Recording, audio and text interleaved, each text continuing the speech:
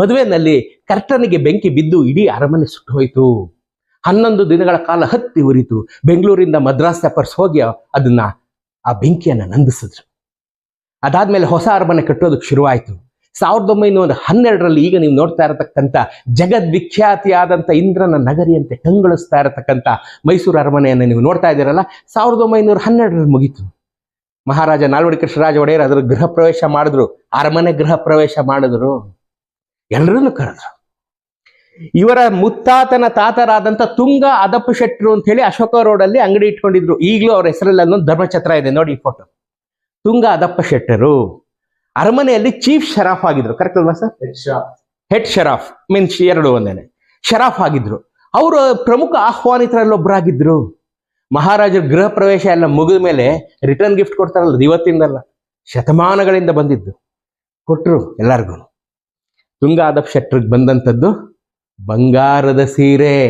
ನಿಮ್ಮ ಜೀವಮಾನದಲ್ಲಂತ ಸೀರೆ ನೋಡಿರೋದು ನೋಡಿ. ಈಗ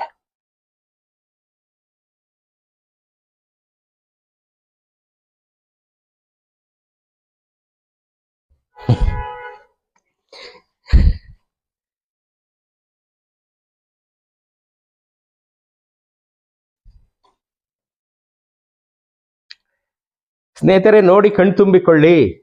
ಬಂಗಾರದ ಸೀರೆಯನ್ನ ನೀವು ನೋಡಿ, ಹಿಂದೆಂದೂ ನೀವು ನೋಡಲಾರಿರಿ, ಮುಂದೆನೂ ನೀವು ನೋಡಲಾರಿರಿ. ಯಾಕೆಂತಂದ್ರೆ 1912ರಲ್ಲಿ ತಯಾರಾದಂಥ ಸೀರೆ ಇವತ್ತು ತಯಾರಾದ ಹಾಗೆ ಇದೆ ನೋಡಿ. ಇಲ್ಲಿ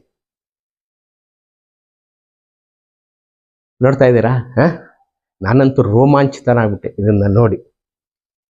ನೋಡಿ ಇಲ್ಲಿ ಪೂರ್ತಿ ಬಂಗಾರದ್ದು. ಮಹಾರಾಜರು ಕೊಟ್ಟರು ಅನ್ನೋದಕ್ಕೆ ಸಾಕ್ಷಿಯಾಗಿ ಗಂಡಬೇರುಣ್ಣನನ್ನ ನೀವಿಲ್ಲಿ ನೋಡ್ಬೋದು. ತೋರಿಸು ಬ್ರಿಜೇಶ್, ಇಲ್ಲಿ ಗಂಡಬೇರುಣ್ಣನನ್ನ ತೋರಿಸಿಲ್ಲಿ. ಮಹಾರಾಜರು ಕೊಟ್ಟಂತ ಸೀರೆ ಸಂಪೂರ್ಣವಾಗಿ ಬಂಗಾರದಿಂದ ಮಾಡಿದಂಥದ್ದು.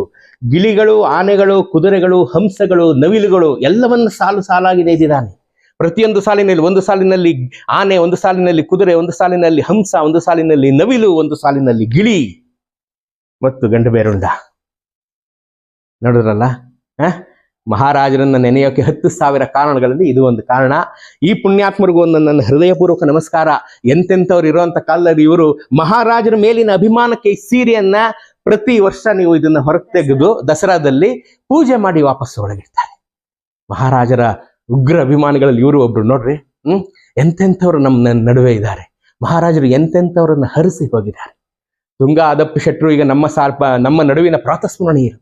ತುಂಗ ಅದಪ್ಪ ಶೆಟ್ರು ಕೊಟ್ಟಂತ ಸೀರೆ ಇವತ್ತು ನಮ್ಮಂತ ಪಾಮರರ ಕಣ್ಣಿಗೆ ಬಿದ್ದಿದೆ.